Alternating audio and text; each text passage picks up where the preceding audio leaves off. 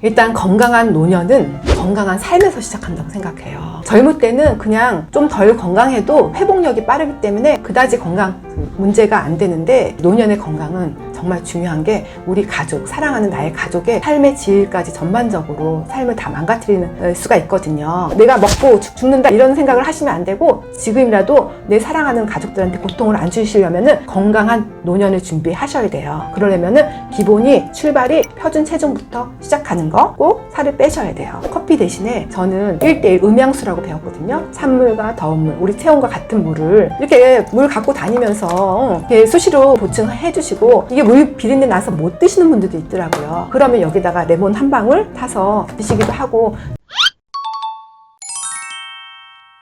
저는 젊었을 때 엄청난 자극적이고 이렇게 맵고 작은 음식들을 정말 많이 먹어서, 그때는 비만이었고 질병도 되게 많았어요. 그러면서 자연히 키워낸 현미, 과일, 채소로 일단 다이어트에 성공했어요. 그로 인해서 저를 오랫동안 괴롭혀 왔던 그런 질병들에서 벗어날 수 있었고요. 너무 감사한 일이죠. 돈이 많이 들지도 않았어요. 진짜 현미, 과일, 채소 정말 싸요. 그 현미, 채소, 과일 파시는 분들은 면세 사업자라는 거 아세요? 그 정도로 큰돈 들이지도 않았고 수선스럽지도 않아요. 뭐가 좋다, 뭐 좋다, 그렇게 수선스럽지도 않게 그냥 조용하게 제 육체적인 건강을 자연에서 찾았어요. 그리고 이제 또 정신적인 건강도 될 수 있어요. 예전에는 막 뭔가 잘 일이 안 풀리거나 과도한 스트레스가 있다 그러면은 배달어 불을 켜서 먹는 걸로 해결했어요.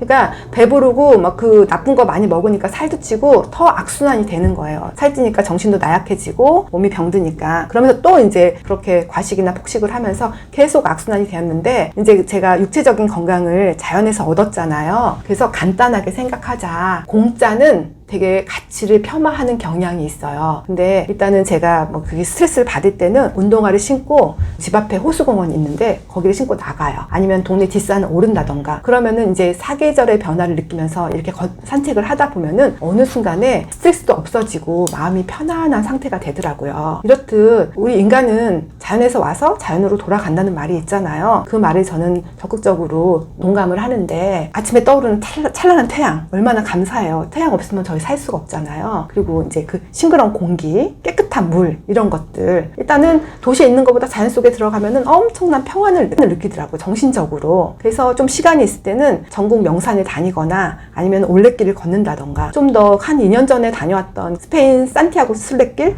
이런 곳에서 걷다 보면은 또 자연의 소중함, 자연의 감사함, 이런 것들을 느끼는 계기가 됐던 것 같아요. 이렇듯이 조금 뭔가 너무 흔하면은 가치가 없다고 생각을 하는데, 이거야말로 가치를 먹일 수 없을 정도로 정말 엄청난 가치를 지니고 있어요. 그래서 그냥 멀리서 찾지 말고, 비싼 돈 들이지 말고, 너무 소란스럽게 하지 말고, 그냥 자연에서 오는 현미밥으로 내 몸 건강을 찾고, 내 몸이 원하는 건 그거니까. 그리고 정신적인 것도, 이 정신과 상담을 제가 예전에 받아봤는데 검사비만 50만 원을 줬어요. 우리 10년 전인데도 불구하고. 돈이 없는 사람은 정신과 치료도 받지 못할 뿐더러, 그리고 정신도 자기가 변하지 않으면은 약으로 어떻게 해줄 수 있는 게 아니에요. 그래서 자꾸 억누르려고 하고, 근데 그게 자연에 나가서 햇빛 쐬고 공기 맡으면서 걷다 보면은 어느 순간에 치유가 되는 그런 경험을 했었거든요. 그러니까 여러분도 한번 경험해 보세요.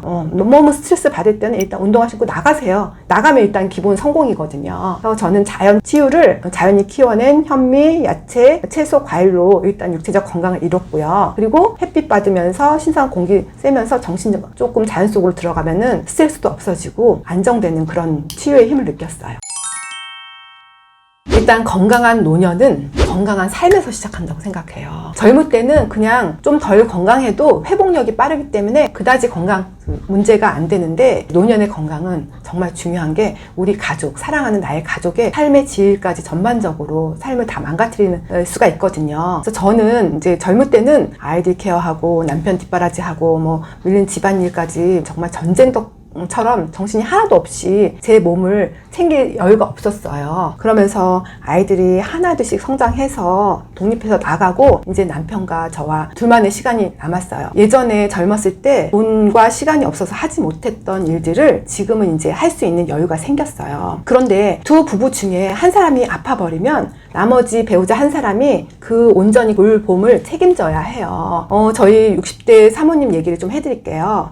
중년의 사모님이었는데 젊을 때 저처럼 정말 열심히 가족 위해서 뒷바라지 하면서 열심히 한 푼 두 푼 모아가면서 열심히 살아오셨어요. 아이들도 다 성장해서 결혼해서 되게 안정적으로 살고 있다고 하더라고요. 그래서 이제 남은 시간은 두 부부의 오붓한 시간이라 생각하고 이제 은퇴 후에는 세계 여행을 다니기로 계획을 세웠대요. 그런데 남편이 젊었을 때부터 하던 그분이 남편분이 회사에 다니면서 영업일을 하셨대요. 빈번한 접대로 인해서 술이 일상의 연속이었다고 하더라고요. 그 여파로 뇌경색이 와서 전신마비가 된 거예요. 다행히 생명에는 지장이 없지만 이제 그 남편과 같이 하기로 했던 세계 여행은 꿈은 완전 허공으로 날아가 버렸잖아요. 그리고 남편의 병간호하냐고 그 사모님이 너무 지쳐 보였어요. 문제는 그 한 푼 두 푼 미래를 위해서 모았던 돈이 그 막대한 병원비와 약값으로 줄줄 새고 있다고 하더라고요. 이렇듯이 노년의 건강은 그냥 본인만의 그건 아니에요. 본인은 자업자득이라고 하잖아요. 그래서 뭐 그렇다 치지만은 나머지 나의 가족들은 무슨 죄가 있냐고요. 요즘 젊은 사람들 얼마나 먹고 살기 힘들어요. 근데 그 요양병원의 병원비가 엄청 비싸더라고요. 버릴 수도 없고 가족이 다 책임을 져야 되는데 나의 사랑하는 가족들, 이제 살기도 힘든 젊은 애들한테 그거를 책임지우게 하는 거는 너무 조금 양심이 없는 것 같아요. 그러니까 자기 건강은 자기가 지켜야 한다는 거.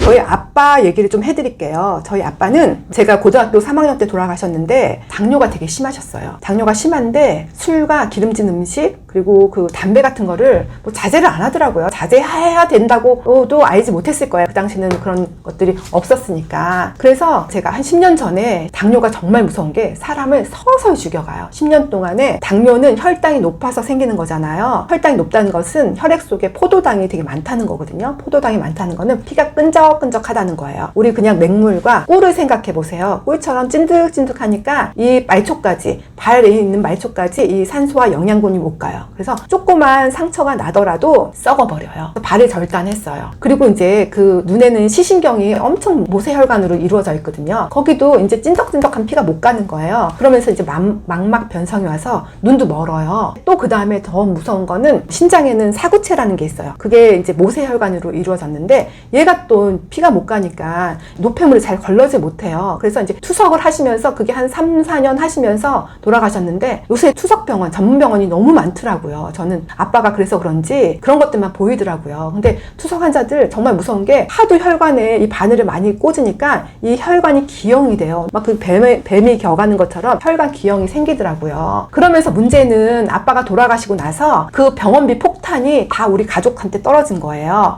그거를 갚는데 지금도 아빠에 대한 뭐 그리움이랑 이런 거는 1도 없어요. 너무 그 원망이 컸기 때문에. 그러니까 아빠가 한참 경제적으로 아이들 뭐 중고등학교 때 돈 들어가고 많잖아요. 저희 사남매인데. 근데 아파 버리니까 그 경제 누가 책임져요? 연약한 엄마가 그걸 책임져야 돼요. 근데 여자가 벌어서 얼마나 벌겠어요? 남편 병원비하고 사남매 키우는 게 택도 없죠. 그래서 저희는 항상 가난했었어요. 그리고 아빠가 아프고 엄마가 경제활동으로 바쁘니까 사남매가 무관심 속에서 키워져 있었고, 그러니까는 본인이 아프다고 해서 본인만으로 끝날 문제가 아니에요. 현대 사회는 뭔가 다 버릴 수 없잖아. 옛날엔 고려장이라도 있어갖고 갖다 버리기라도 하지. 지금 그럴 수가 없거든요. 그래서 정말 아픈 거는 내가 먹고 죽는다 이런 생각을 하시면 안 되고, 지금이라도 내 사랑하는 가족들한테 고통을 안 주시려면은 건강한 노년을 준비하셔야 돼요. 그러려면은 기본이 출발이 표준 체중부터 시작하는 거 꼭 살을 빼셔야 돼요. 건강한 노년은 건강한 젊음에서 시작한다는 거 잊지 마시고요. 체온이 1도씩 떨어지면 면역력이 20%가 줄어든다고 해요. 우리 코로나 때 면역력에 대해서 엄청 체감을 하셨잖아요. 면역력이 약한 사람들은 그 코로나 지금은 감기라고 생각하잖아요. 뭐 요새는 예방도 안 하고 뭐 그렇게 무섭지 않잖아요. 그런데도 불구하고 그 사소한 작은 감기 바이러스, 몸살 바이러스 하나로 면역력이 약한 분들은 그때 많이 피해를 봤잖아요. 그래서 정말 너무 죽는 분이 많아서 화장장도 없을 정도로, 그 정도로 면역력이 정말 중요한데, 이게 찬 걸 먹을 먹으면서 자꾸 우리 몸의 면역력을 떨어뜨리면은 문제가 돼요. 그리고 커피에 대한 청구서는 우리가 예전에 담배처럼, 담배 어떠셨어요? 뭐 소화제라고 하고서는 밥 먹고서 식당 가면 항상 옆에 잿더리가 있을 정도로 그게 담배를 임산부 앞에서도 피고 그랬던 적이 있는데, 커피도 지금 많은 문제를 많이 이야기하고 있는데, 이렇게 정말 중독, 마약 중독 무섭듯이 커피 중독, 탄수화물 중독 이런 거 진짜 무섭다고 생각을 하거든요. 이것도 닥쳐서 하시지 마시고, 커피도 미리미리 하루에 3잔 드실 거 한 잔만 드신다거나 아니면은 좀 옅하게 드신다거나 각성제 때문에 드신다면은 조금 천천히 줄여가시는 게, 나중에 내가 미래에 비싼 청구서를 받고 싶지 않으시다면은 그렇게 좀 줄여가시는 것을 권해드리고요. 그리고 두 번째는 이 카페인 때문에, 커피에 들은 카페인 때문에 불면증에 시달리는 분들이 되게 많아요. 저도 젊었을 때는 몇 잔을 먹어도 잠이 잘 왔는데, 이제 아침에 한 잔 먹어도 그날 밤은 완전 꼬박 새요. 진짜 잠 못 자는 고통이 얼마나 크신지 불면증을 겪어보신 분들은 아실 거예요. 그럴 정도로 카페인 중독이 그 불면증과 되게 밀접한 관계가 있는데, 잠을 그냥 못 잔다, 이거에서 끝날 게 아니라 잠자는 동안에 정말 많은 몸에 변화가 일어나거든요. 그 섹스피어는 잠은 자연이 준 최고의 명약이다 라는 말이 있을 정도로 잠과 건강은 정말 밀접해요. 그래서 우리가 10시부터 2시에 그 렘 수면이라고 하는데, 깊은 수면에 들면은 거기서 이제 우리 대사에 필요한 성장 호르몬이나 그 멜라토닌 호르몬 이런 것들이 나오거든요. 근데 늦게까지 스마트폰 보면은 그 블루라이트라고 하죠. 그런 거를 얘네들이 이제 아직은 밤이 아니구나, 낮이구나 해서 이런 분비를 잘 못하면은 우리 이제 그런 자율신경계나 이런 대사에 교란이 생기면서 문제가 많이 커지거든요. 그렇기 때문에 카페인을 좀 줄이시고, 그리고 잠을 자는 동안에는 우리가 낮 동안에 쌓인 그 염증을 정리하는 시간이에요. 그리고 이 손상된 세포를 회복하거나 아니면은 그거를 청소하는 시간이기도 하고, 그리고 면역력을 다시 세우는 시간이에요. 면역력이 눈에 안 보여서 그렇지 정말 중요하거든요. 면역력이 약해서 모든 병들이 올 수가 있기 때문에. 그래서 카페인을 줄이고 수면의 질을 높이는 것만으로도 우리가 스스로 회복할 수 있는 힘을 갖게 돼요. 커피 대신에 저는 1:1 음양수라고 배웠거든요. 찬물과 더운 물, 우리 체온과 같은 물을 이렇게 물 갖고 다니면서 이렇게 수시로 보충해 주시고, 이게 물 비린내 나서 못 드시는 분들도 있더라고요. 그러면 여기다가 레몬 한 방울 타서 드시기도 하고, 자꾸 나쁜 거에서 벗어나려고 해야지 난 안 돼, 그냥 이렇게 하지 마시고, 제가 볼 때 회사 다니면은 아침부터 가서 좀 바짝 하려고 드시기 시작하고, 그리고 점심 먹고 좀 뭔가 소화한 것들 때문에 또 한 잔 드시고 해서 보통 2-3잔은 드시는 것 같아요. 하루에 한 잔만 줄이다던가, 그리고 아이스 아메리카노 용량이 너무 커요. 그러니까 그거를 하루 종일 다 드시는데 그걸 어떻게 작게 나누어서 한다던가, 이렇게 현명하게 자기만의 루틴을 세워서 실행하시면 될 것 같아요.